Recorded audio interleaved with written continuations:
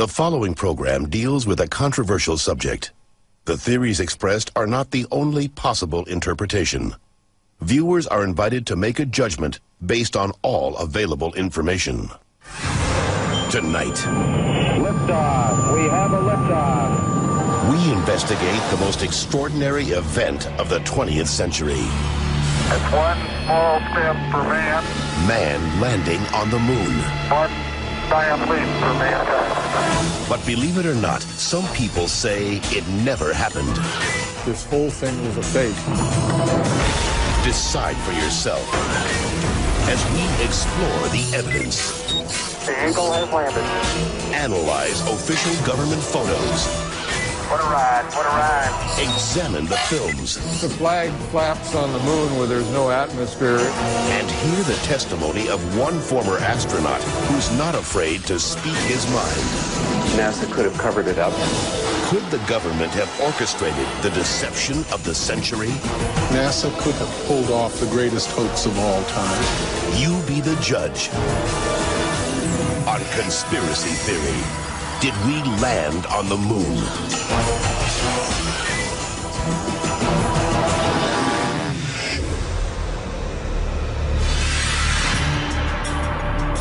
On July 16th, 1969, America held its breath. 10, 9, ignition sequence start. 6, 2, 1, 0. All engine running. Liftoff. We have a liftoff.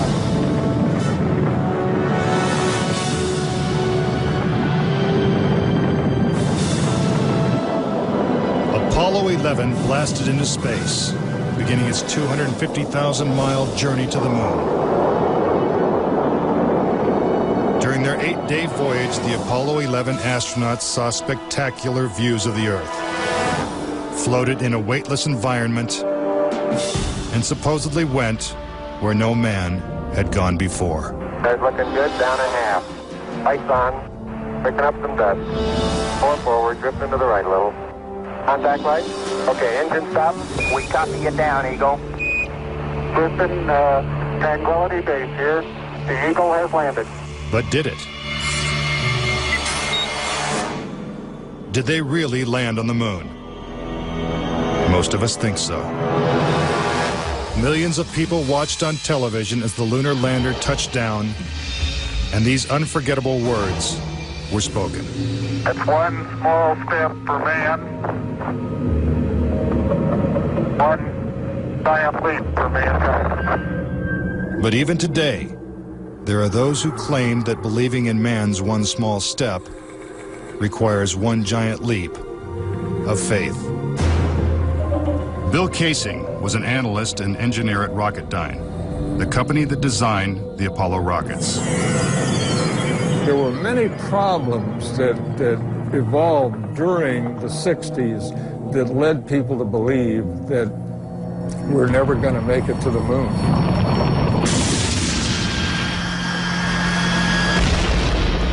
Three decades ago, when the world watched Apollo's lunar landings, Bill Casing was watching too.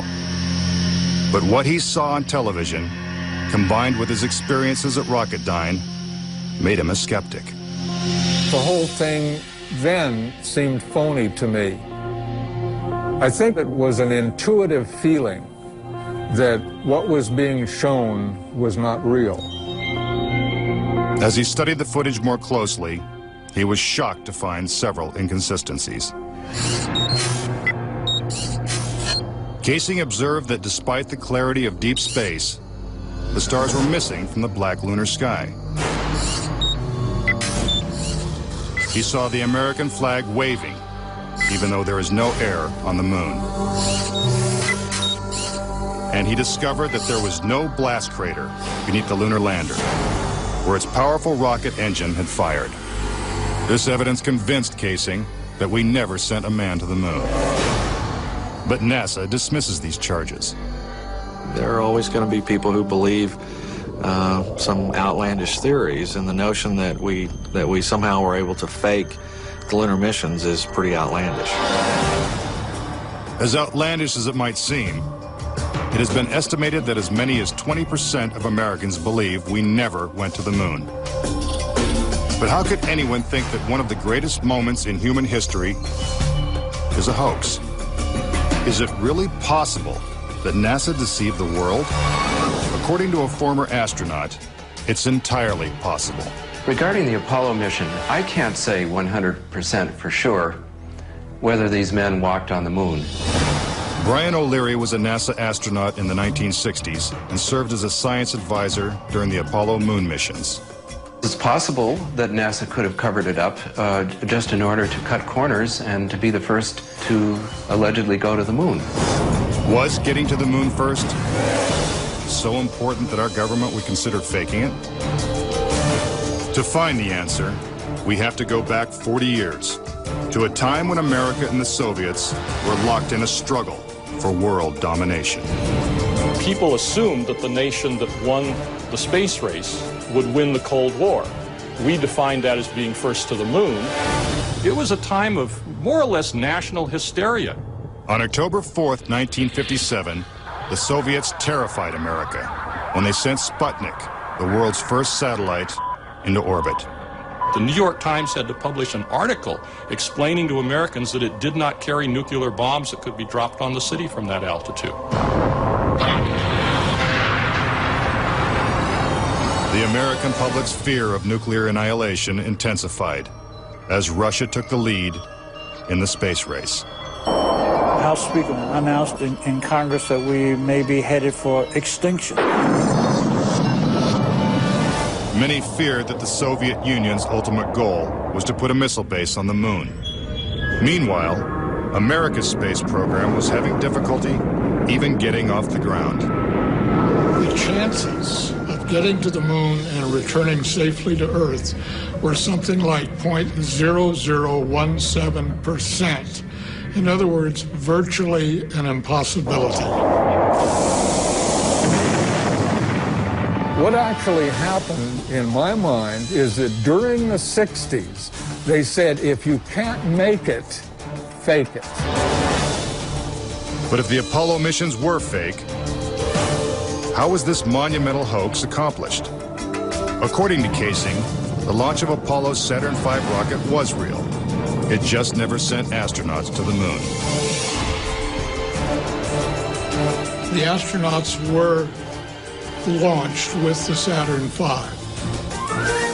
Then, in order to account for their disappearance, they simply orbited the Earth for 8 days. And in the interim, they showed these fake pictures of the astronauts on the moon. But on the 8th day, the command capsule separated from the vehicle and descended to Earth, as of course was shown in films.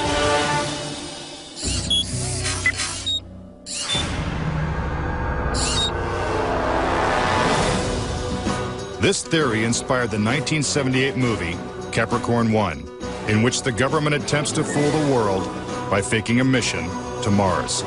We do not claim this planet in the name of America. We claim it in the name of all the people of the planet Earth. The Apollo footage is strikingly similar to the scenes in Capricorn 1. Producer Paul Lazarus suggests that the film's plotline could be more fact than fiction. I believe, had they wanted to, that NASA could indeed have pulled off the greatest hoax of all time, never sent anyone to the moon, and recreated it in a television studio. And I believe it could have been done at that time. The technology was in place. The pudding is solid. The surface seems powdery. Surface is fine and powdery. I can pick it up loosely with my toe. What we put up on the screen was our own simulated version of whatever we could do within a $4.8 million budget. But with NASA's $40 billion budget, Casing believes they had the resources to pull off a hoax if they couldn't make it to the moon. The reason I believe that NASA and the government faked the moon landing was basically it was technically impossible to do it. And they simply had to come up with some sort of alternative that they felt the public would believe. Casing theorizes that the lunar landings were actually filmed in Nevada's high desert, at the top secret military base known as Area 51. Area 51 is one of the most heavily guarded facilities in the United States. If you went in and tried to get some information, you could be shot and killed without any warning. Russian spy satellite photos of Area 51 reveal not only a series of hangars that resemble movie sound stages, but also barren moon-like areas which coincidentally are covered with craters. Compare this photo of a lunar crater allegedly taken from the moon's orbit by Apollo 10 with this satellite photo of a crater at Area 51. Even astronauts acknowledge the similarity of the terrain. It has a stark beauty all its own. It's like much of the high desert of the United States. Could billions of people really have been fooled into thinking the Nevada desert was the moon? Casing believes it's possible, and maybe the real reason Area 51 is so heavily guarded. This is a very secret base, and with good reason, because undoubtedly the moon sets are still there. And if they are, no one's getting a look at them anytime soon. Up next. Tranquility Base here. If the lunar module landed with 10,000 pounds of thrust, why is there no blast crater? Plus, was this footprint really made on the moon? And later, 10 astronauts die under strange circumstances. How far could the conspiracy reach? Find out when Conspiracy Theory returns.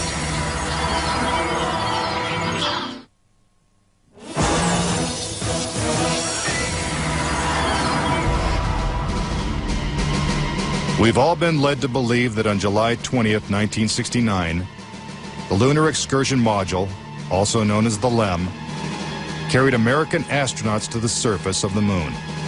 But could it have simply been a prop lowered by wires onto a movie set? Bill Casing says that this may explain the absence of engine noise in the official NASA footage.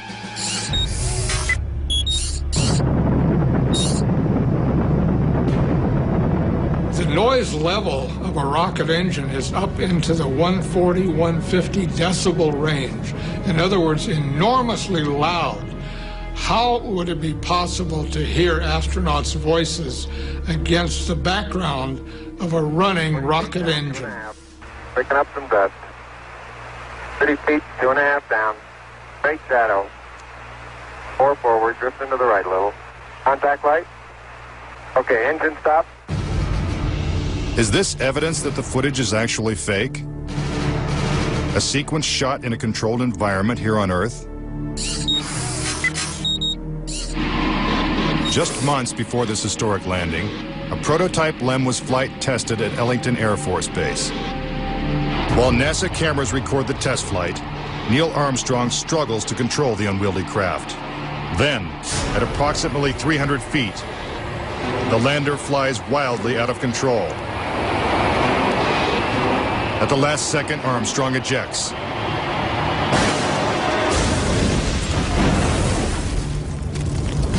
And floats to safety. If the lander was so unstable and difficult to fly in the controlled environment of Earth, then how could the LEM land 6 times flawlessly in the alien environment of the moon? The LEM had a single engine mounted dead center, and then they had little push jets, thruster jets, a couple of them up on top. This was supposed to control their attitude as they came down. Well, I'll tell you a secret. The instant you moved your tail in that cabin an inch, you would change the load pattern, it would begin to tilt, and it would start that thing spinning. The arguments that have been arrayed on the side of those who believe that the lunar landings were a hoax are very elaborate, and they have to be to support a theory like this. In the end, there's one set of evidence that is irrefutable, and that is that there are footprints, boot prints, still on the lunar surface. But conspiracy theorists say that the footprints themselves are suspicious. The surface appears to be very fine-grained as you get close to it. It's almost like a powder. To have a powerful rocket engine blast the surface of the moon, blasting away all of the dust, and then find footprints surrounding the lunar lander, that to me would be an impossibility. Photo after photo reveals that the lunar surface surrounding the LEM is covered with footprints. But Casing says there's something even more difficult to explain. The fact that there's no blast crater under the LEM is one of the most conclusive pieces of evidence that I find supporting the hoax. In fact, no sign of a blast crater is visible for any of the 6 lunar landings. But LEM specialist Paul Fiel says he can explain why the lunar module left no crater when landing on the moon. The amount of thrust that you need coming out of the bottom of the descent engine is about 1,500, 2,000 pounds of thrust. And all that does is just push dust away. There's no burning or anything like that. Yet NASA's own scientific illustrations clearly depict a blast crater. Then there's one other point. If they had truly landed on the moon, this dust would have then descended on the lunar lander, on the foot pads, and we find not a trace of dust on the foot pads. When I discovered that alone, I said, no way am I looking at a lunar lander that landed on the moon. Could it be that the LEM was just a prop on a giant lunar movie set? When Armstrong said, that's one small step for man and one giant leap for mankind, the footprint that he made could have easily been made in Area 51. Casing points out that the LEM's departure from the lunar surface is even more suspicious. In the footage of the ascent stage going up, what you don't see is an exhaust plume coming out of the rocket engine nozzle. What a ride, what a ride. But what do we see? We see the ascent stage suddenly pop up without any exhaust plume whatsoever, as though it were jerked up by a cable. Is this evidence of a conspiracy? Was the government capable of such a massive cover-up? To propose that this was all faked and a hoax, they have to say that every piece of evidence, that every physical, scientific test that one could offer to support the reality of the lunar landings, they have to say that all of those are fake.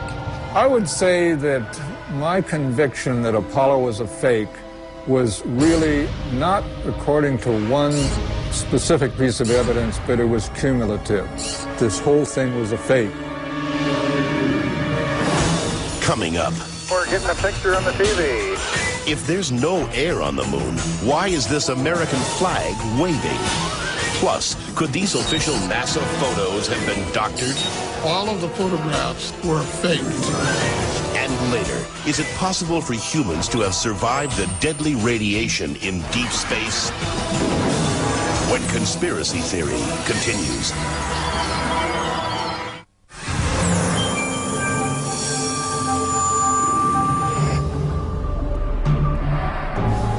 If the moon landings were actually filmed on a movie set, then where's the evidence? According to David Percy, an award-winning filmmaker and photographer, the proof is in NASA's own lunar photos and video. Our research suggests that images of the Apollo landings are not a true and accurate record. In our view, the Apollo pictures were faked. Many of the images are replete with inconsistencies and anomalies. In fact, Percy claims that when examined, these images suggest that man never went to the moon at all. This famous scene of man taking his first steps on the lunar surface is one of the most recognizable in history. But why are such important images so grainy and hard to see? And we're getting a picture on the TV. You got a good picture, huh? NASA claims it's the result of 1960s technology. But if you go back and look at it, The Apollo 11 mission was some pretty awful video by today's standards. These were ghostly images. It just did not look very real at all. And that was a function of the transmitter at the time, the camera at the time that we had available to us to fly on Apollo 11. But investigative journalist Bart Sabrell believes that NASA intentionally made the images hard to see.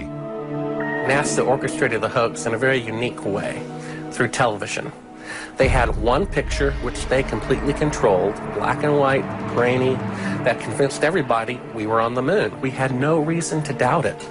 They had complete reins over the pictures, over the sound. I mean, sad to say, it was easier than people believe.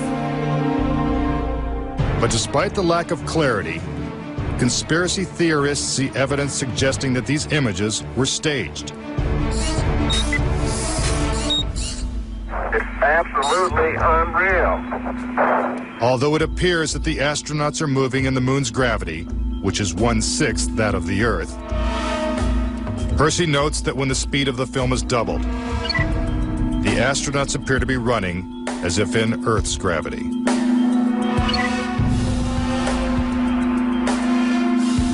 Also, when the footage of the lunar rover is doubled in speed, it looks as if it's driving here on Earth. But there's another reason some believe the Apollo missions were shot on Earth.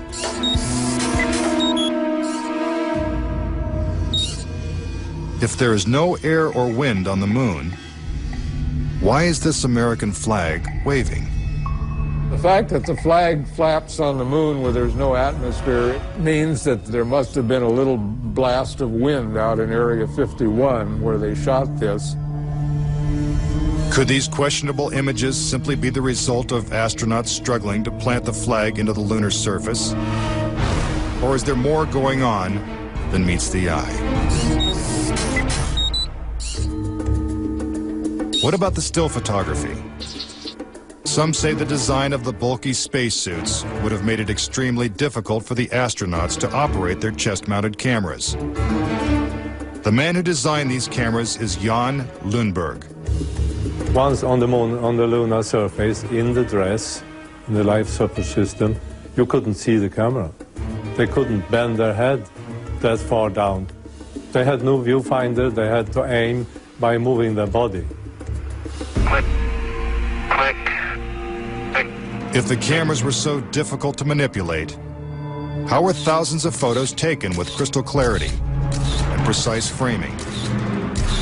The pictures that we see that allegedly were taken on the moon are absolutely perfect. But with closer examination, Casing says flaws begin to emerge. Unfortunately, errors were made which are now being discovered. Conspiracy theorists point out that lighting is a major flaw in the lunar photos. Case in point, on the moon, the astronauts' only source of light was the sun. They had no extra lighting, no flashes or things like that. Yet in this photograph from Apollo 14, the shadows are cast in different directions, suggesting multiple light sources. The shadows cast by the rocks in the foreground should have been east-west, like the LEM shadow. And in this photo from Apollo 17, again the shadows are pointing in different directions. Outside in sunlight, shadows always run parallel with one another. So the shadows will never intersect. Conspiracy theorists say it's not just the shadows that indicate the use of additional lights, but what has been photographed in the shadows. For example, here's an astronaut who descends into a huge shadow cast by the lunar module. Yet his entire body is still visible. How is it that he is not shrouded in darkness? Here's the same maneuver from another Apollo mission. Again, the astronaut is brightly lit in what is obviously dark shadow. And in this picture, the sun is directly behind the astronaut. His figure should be a silhouette. Yet even the smallest characteristics of his suit are recognizable. It seems like he's standing in the spotlight. And I can't explain that. That escapes me. Why? And finally, in this picture with the sun behind the lunar module, the front of the craft is clearly visible. The words United States are crisp and clear. How could these backlit pictures be so detailed? It's because there's more than one light source, which means they're not on the moon. But NASA simply dismisses these arguments. There are a number of claims that the pictures taken by Apollo astronauts were faked. And there are so many, it would be an exercise in futility to go off and try to answer all of those. But the questions continue. Why do some of these images shot at different times and different places appear to have identical backgrounds? These two photos seem to have the same mountain backdrop, yet the lunar module is only present in one of them. Seemingly impossible, since the LEM never moved and its base remained even after the mission. What a ride, what a ride. Some suggest the same artificial backdrop was used when shooting two entirely separate pictures. Background discrepancies are also apparent in the lunar video. The best evidence are some pictorial anomalies in the photographic record of the trip to the moon. There is one for Apollo 16 where the same shot, the same hill, appears in 2 different days. This tape was shot on what was reported to be the first of Apollo 16's lunar excursions. But it couldn't pick a better spot. And this video was from the next day at a different location. That is the most beautiful sight. NASA claims the second location was 2.5 miles away. But when one video is superimposed over the other, the locations appear identical. The conspiracy theorists see that as evidence that we didn't go to the moon, that it was staged, and the opposite point of view is that it's a case of bad editing. It's absolutely unreal.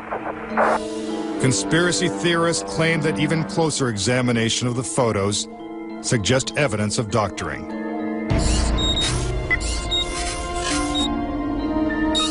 For reference, crosshairs were permanently etched into the lunar cameras, so they would have to appear on top of every image.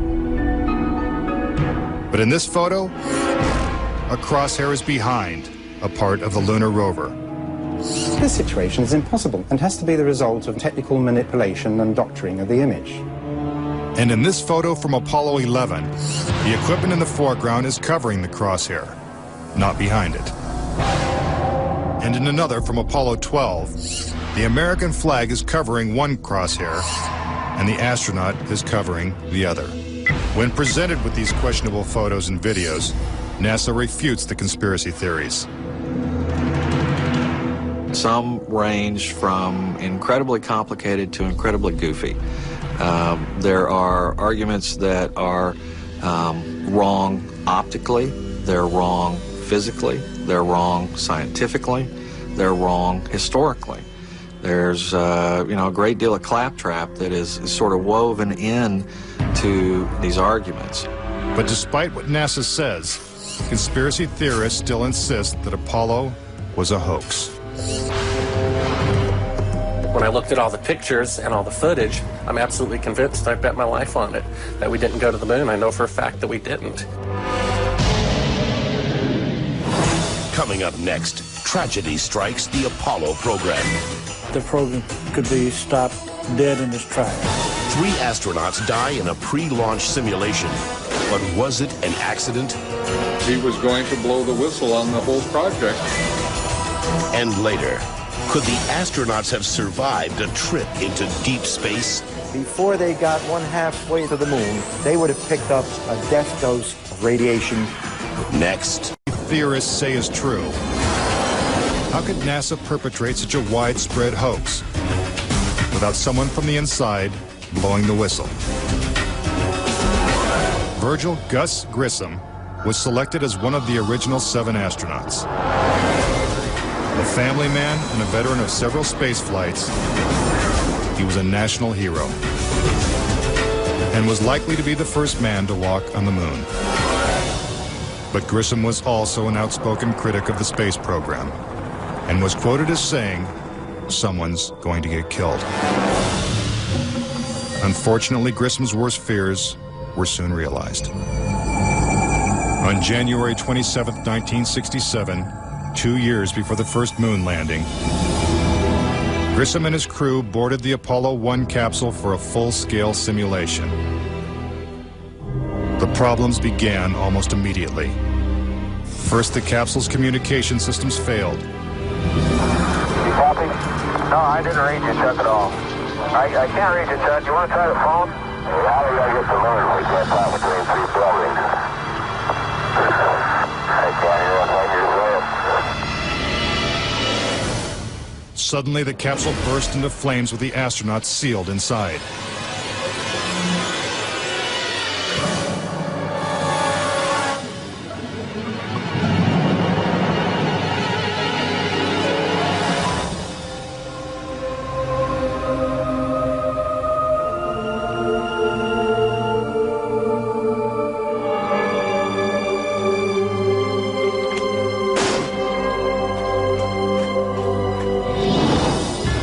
Tragically, Gus Grissom, Ed White, and Roger Chaffee lost their lives before ever leaving the launch pad.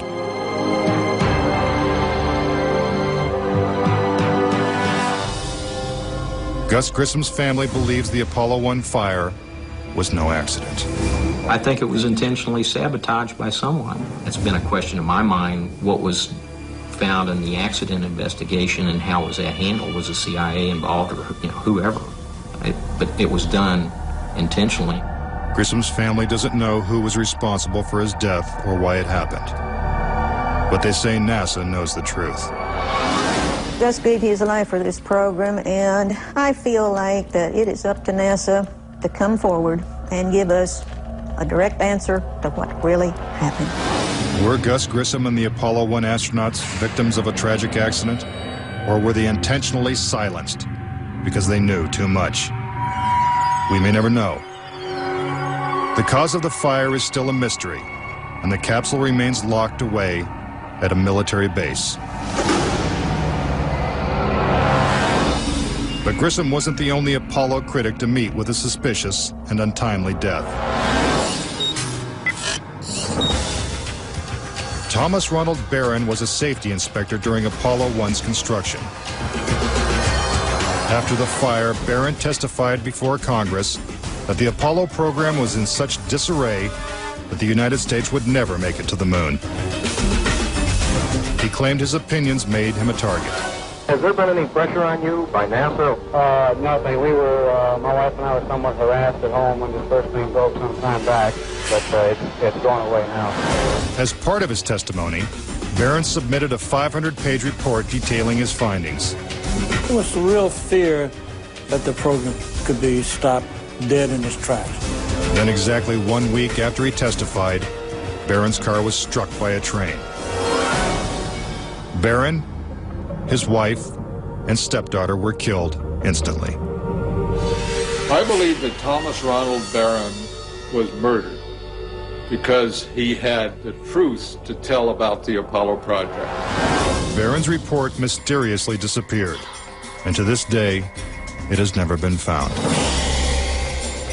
But the Apollo program continued, and so did the string of untimely deaths. Between 1964 and 1967, a total of 10 astronauts lost their lives in freak accidents. These deaths accounted for an astonishing 15% of NASA's astronaut corps. To keep something that's alive wrapped up and covered over, you've got to eliminate all the people that can talk about it. Could the government have gone this far to pull off such an elaborate hoax? NASA says it's impossible. There were probably 250,000 people who were directly involved in the Apollo program, and another 500,000 people beyond that. 750,000 people can't keep a secret like that. That's just not going to happen. But Bart Sabrell insists that most NASA employees knew nothing of the deception. Very few people at NASA knew. thing is so departmentalized. You got the person building the bolts in Houston, or doing this in Seattle, or doing this in Florida. No one knows the full picture. So, you know, you had no one seeing the full picture of anything except a handful of people. If the conspiracy theorists are right, and only a few people knew the whole story, then the truth may remain buried forever. When we return, could the astronauts have survived the deadly radiation of space? Getting them past the radiation belt would have been impossible. And a Russian cosmonaut breaks his silence when conspiracy theory returns.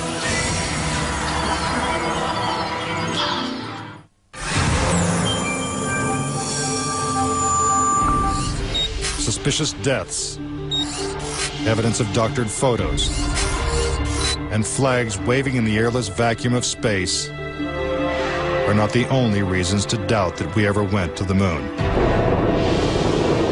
Some say the astronauts could never even have survived the trip. The reason why they couldn't go to the moon is because of a phenomenon that few people know about called the Van Allen radiation belts. 500 miles above the Earth, these bands of intense radiation surround our planet and are thousands of miles thick. Any human being traveling through the Van Allen belt would have been rendered either extremely ill or actually killed by the radiation within a short time thereafter. Other than the Apollo missions, no other manned space flight has attempted to pass through this deadly radiation. Every manned mission in history, Gemini, Mercury, Skylab, the Space Shuttle, has been below the radiation belt, all except going to the moon. To protect the astronauts, the capsule would have needed 6 feet of lead shielding, according to physicist Ralph Rene. Obviously, the only shielding they had was the literally paper-thin outer hull of aluminum, and their suits consisting of glass fiber, some aluminum fibers, and silicon rubber. It's very interesting concerning radiation that the astronauts were protected by a thin film of aluminum, when here on Earth they put a lead shield on us when they take a dental x-ray. Some theorize that if the Van Allen belts didn't kill the astronauts, even deadlier doses of radiation deeper in space would have. Violent explosions in the sun called magnetic storms flood space with intense radioactivity. A magnetic storm will come along, and that can increase the intensity of the radiation belts by maybe 1,000 times above what it was before. According to Rene, the Apollo 16 mission coincided with one of the sun's most intense storms ever recorded. Around the rotating sun came this immense flare, the biggest one of the 20th century. It went on for 3 or 4 days, all the while it's slowly rotating around. Although the effects of radiation are horrific, ranging from hair loss to cancer to death, the solar flares had no adverse effect on the Apollo 16 crew.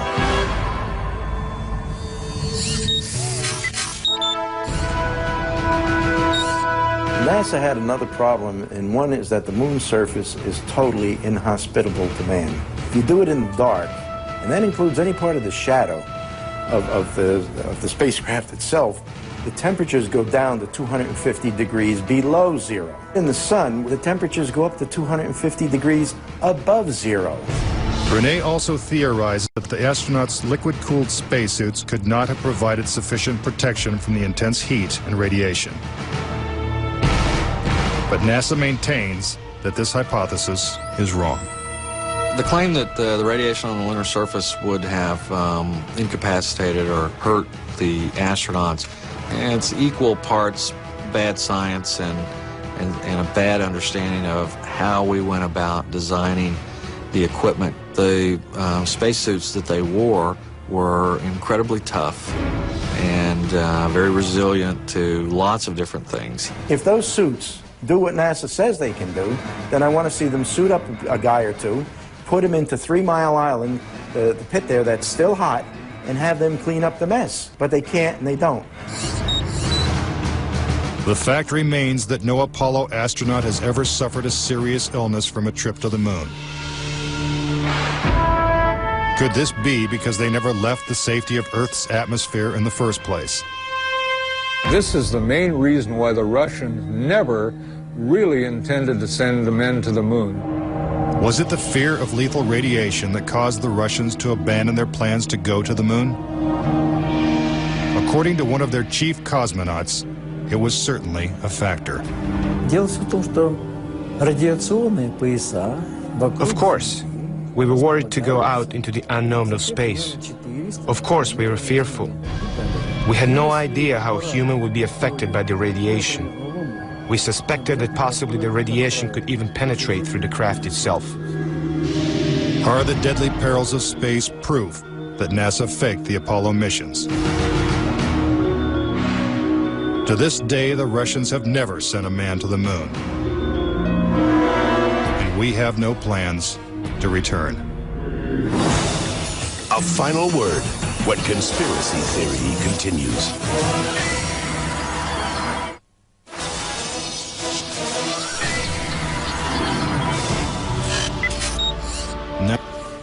Various theories and explanations. Do you believe it's possible for our government to perpetrate such an incredible hoax?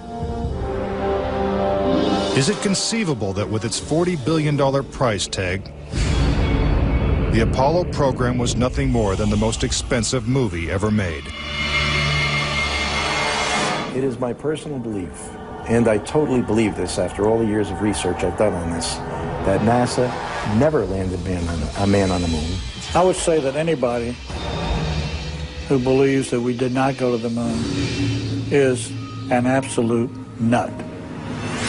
Anyone that wants to call me a kook or a nut or a crackpot, they're welcome to do that, but they're also welcome to go examine the evidence, which is everywhere. Bottom line, the United States went to the moon in the 1960s and the 1970s. End of story.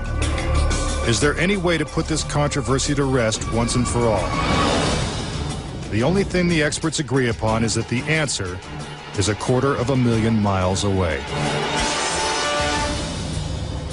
If NASA truly landed on the moon, remnants of the 6 successful Apollo missions would have been left behind. The base structures of the LEMs, the abandoned lunar rovers. Even the American flags would still be standing at each landing site. I would like to invite NASA and all of their supporters to simply take the most powerful telescope on Earth and see if there's a lunar lander there. If there's a lunar lander there, I'll never say another word about an Apollo hoax. If there's no lunar lander there, I'll rest my case. But no telescope exists that can examine the moon in such detail. Do objects from the Apollo missions remain on the moon in silent testimony? Or is the conspiracy theory true? In 2 years, Japan will send an orbiter to take close-up photos of the moon's surface. What will they find? Until then, the question remains, did we land on the moon?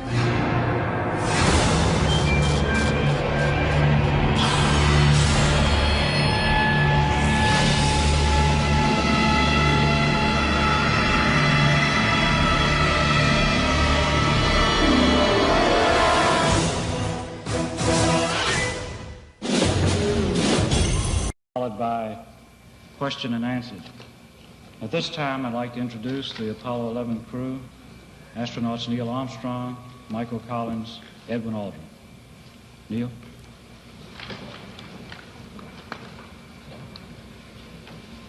It was our pleasure to have participated in one great adventure. It's an adventure that took place not just in the month of July, but rather one that took place in the last decade. We all here and the people listening in today had the opportunity to share that adventure over its developing and unfolding in the past months and years. It's our privilege today to share with you some of the details of that final month of July that was certainly the highlight for the three of us of that decade. We're going to divert a little bit from the format of past press conferences and talk about the things that interested us most, in particular the things that occurred on and about the moon. We will use a number of films and slides which most of you have already seen, and with the intent of pointing out some of the things that we observed on the spot which may not be obvious to those of you who are looking at them here from the surface of Earth.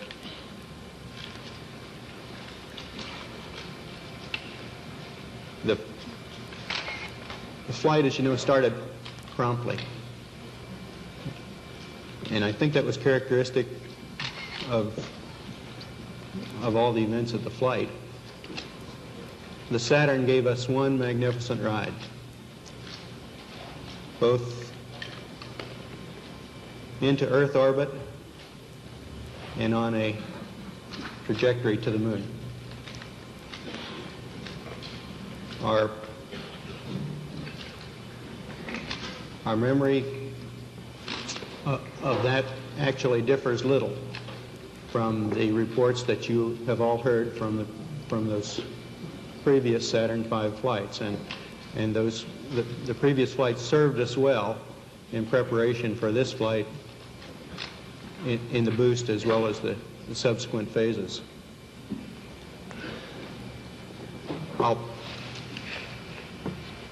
We would like to skip directly to the translunar coast phase and